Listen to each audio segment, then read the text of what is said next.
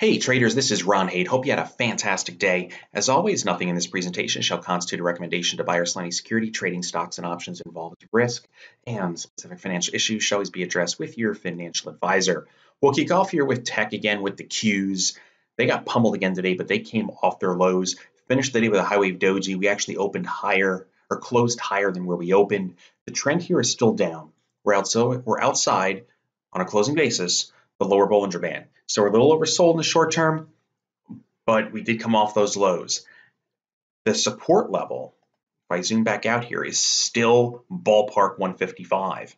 We were getting really close to it today with an intraday low of right around 157. So we may have another bad day like today to get in there, and then we find some of that support and we can see how it plays out from there. But right now, directionally, we are technically bearish. If we take a look at the diamonds, the Dow was down more than the NASDAQ, down 2.15%, finishing closer to the lows of the day.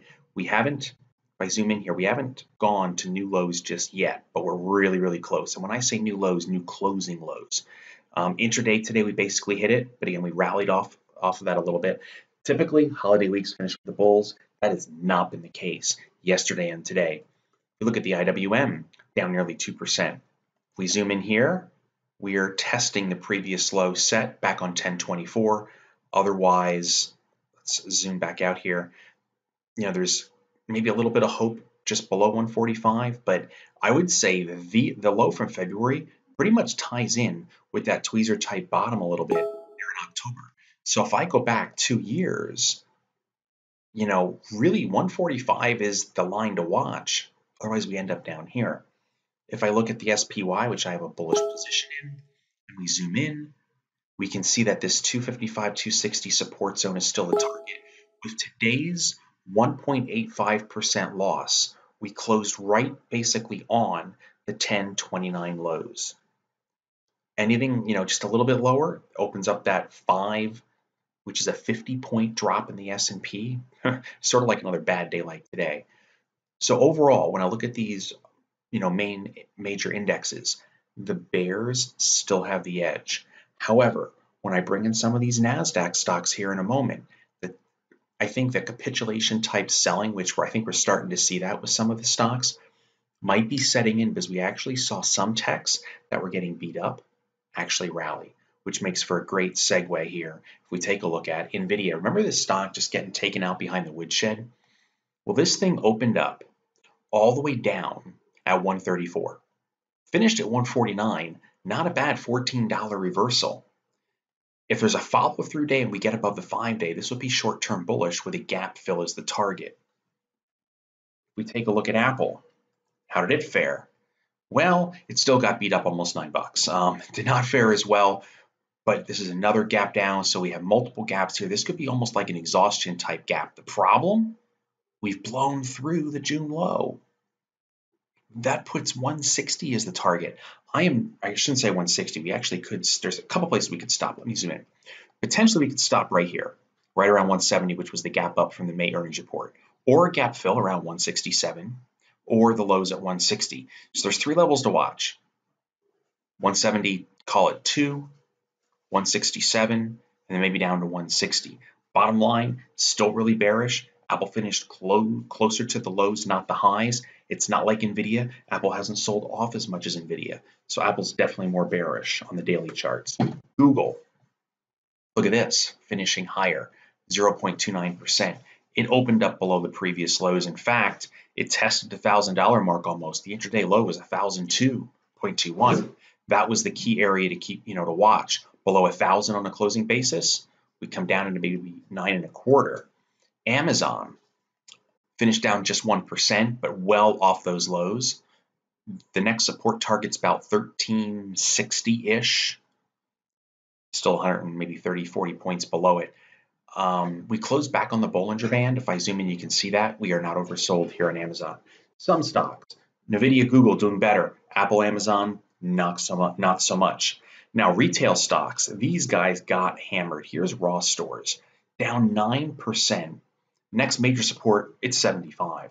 $7 lower, almost 10% lower. This one's very, very bearish. How about Target? Big box store, right? chopped 10%, massive high wave doji, and this is coming in at support. If we break today's intraday low on target,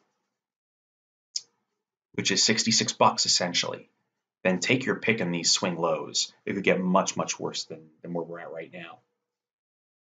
Coals, 9% drop, but it did finish off the lows. Next level of support, upper 50s. How about limited brands? Down 17%.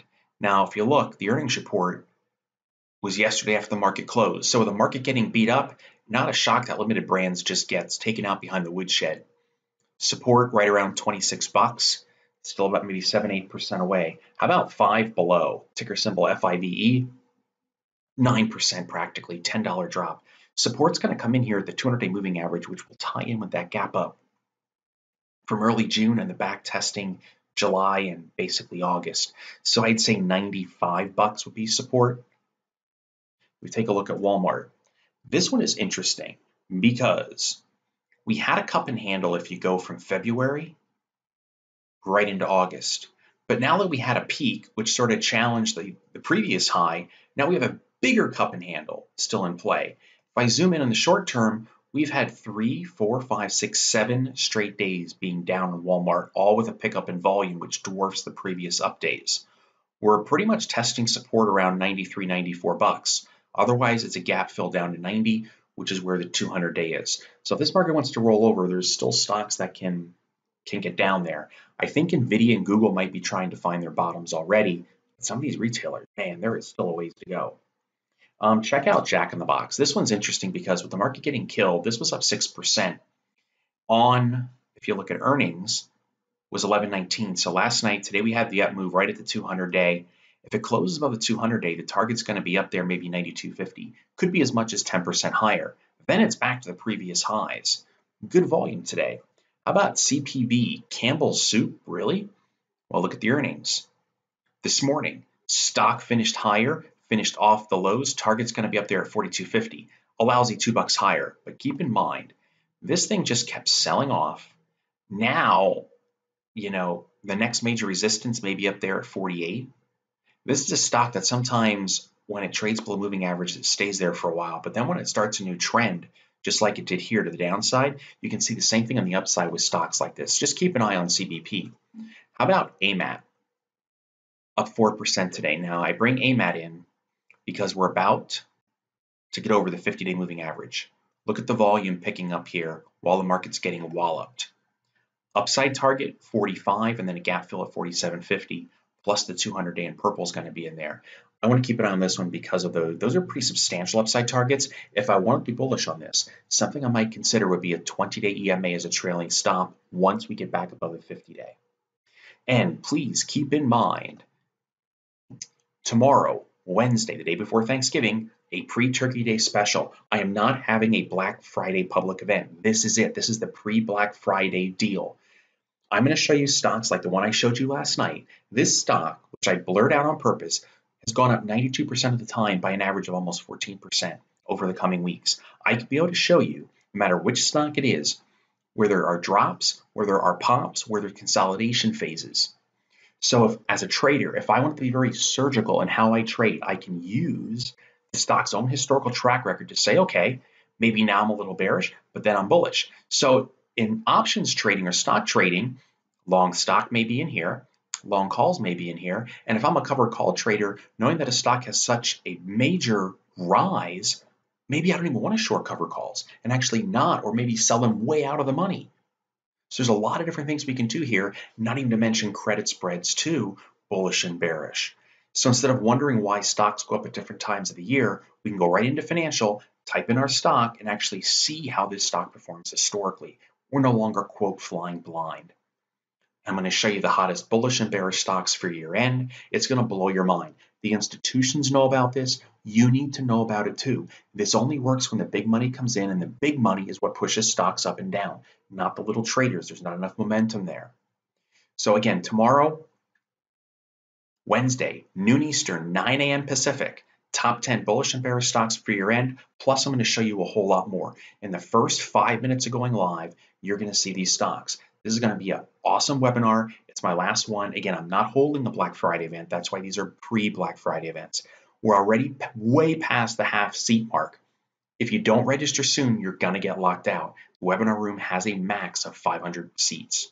So look forward to seeing you there. I promise it's going to be worth your time. The information I'm going to show you is going to blow you away, and you're going to take home a bunch of great trading ideas too. So happy Thanksgiving to you and your families. Wish you all the best, and I hope to see you there tomorrow. Take good care.